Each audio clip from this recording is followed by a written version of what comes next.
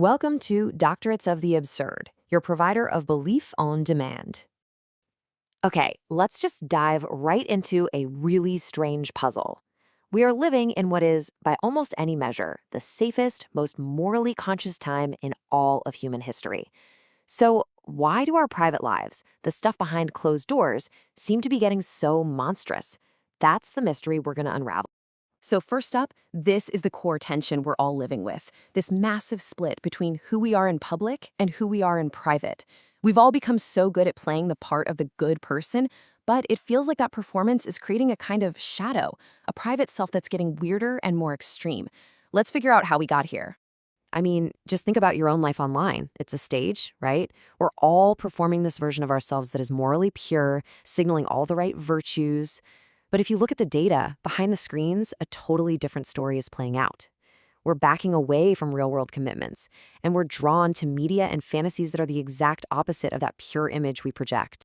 Okay, to really get to the bottom of this, we need to talk about an idea from the philosopher Charles Taylor. He had this brilliant insight that the very idea of what a self is has totally changed over the last 500 years. And that shift, well, it's the engine driving this whole crisis. For almost all of human history, people had what Taylor called a porous self. Now, what does that mean? It means your mind wasn't this private little box. The world could get in. Spirits, demons, God's grace, the judgment of your neighbors, these weren't just ideas you thought about. No, they were real forces that could literally enter you and affect you, physically. You were fundamentally open to the world. But then, that started to change, and we ended up with what we have today, the buffered self. We basically built these walls, these buffers, around our minds. The real you, your thoughts, your feelings, your identity, is now seen as something that's locked away inside your head, totally separate from the outside world. And you know what? This buffer makes us feel safe. It makes us feel in control. This chart just lays it out perfectly. The old porous self was like a sponge, just soaking up the world. It was all about being connected, being vulnerable, and being shaped by things like community and ritual. The modern buffered self, it's a fortress. It's all about being insulated, autonomous, and defined by the private beliefs you hold inside. So the big question is, what does it cost to live inside that fortress? Well, here's the cost. To build that clean, rational fortress, we had to do something with all the messy, primal, animal parts of ourselves. And we didn't get rid of them. We just kicked them out. We exiled them. And the thing about exiling a part of yourself is it always, always finds a way back in.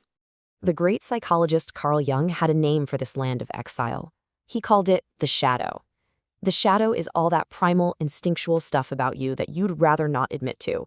It's the part that doesn't fit with your polished, I'm a good person self-image. For us buffered selves, who pride ourselves on being rational and good, the shadow is where all the intensity and chaos live. And this quote from Jung is an absolute killer. When an inner situation is not made conscious, it happens outside, as fate. What he's saying is, if you refuse to look at your own darkness, if you pretend your shadow isn't there, it doesn't just vanish. It gets projected out onto the world. It comes back to bite you, but it feels like it's coming from the outside. It feels like destiny, not a choice.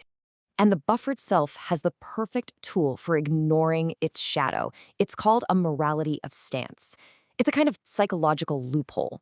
Because my real self is just my inner thoughts, I can convince myself I'm a good person just by having the right opinions.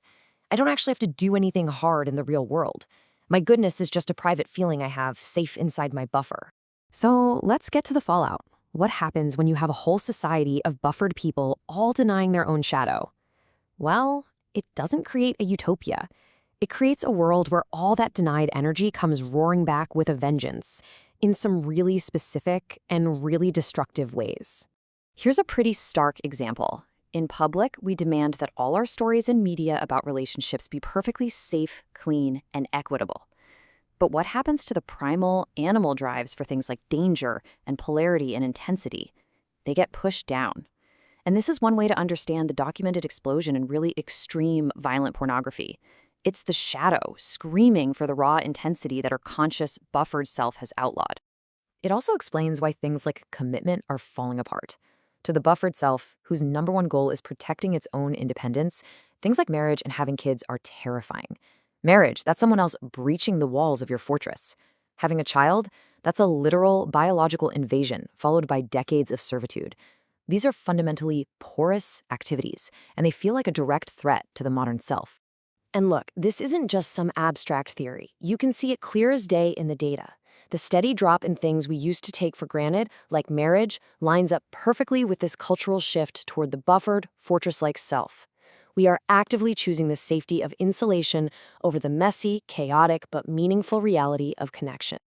Probably the best way to picture this whole thing is with the biodome analogy. Imagine we tried to build this perfectly sterile biodome to live in. This is our good self. We work really hard to keep all the wild, dangerous, primal bits of nature out. But here's the catch. That wild nature is part of the very foundation the biodome is built on. So by trying to deny it, we've made it crack the foundation from below. And now it's seeping back in as a kind of poison. So where does all this leave us? We've kind of diagnosed the problem, right? We're a self at war with our own nature. And now the challenge is to actually look at the consequences of that war. So this is the snapshot of the modern person caught in this trap. We're saints in public, totally convinced of our own virtue because we think the right thoughts. We're fractured behind closed doors, secretly acting out the very urges we publicly condemn. And ultimately, we're becoming existentially sterile, unwilling to break open our own buffer for the messy, beautiful things that actually give life meaning, like love, family, and real sacrifice.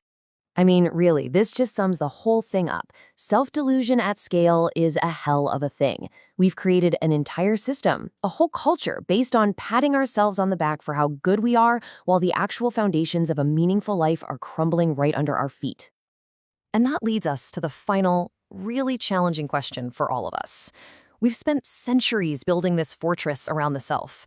But what if the only way to heal, the only way to deal with the monsters growing in the basement, is to have the courage to start tearing down the walls, to risk being porous again, and let the real, messy, terrifying, beautiful world back inside?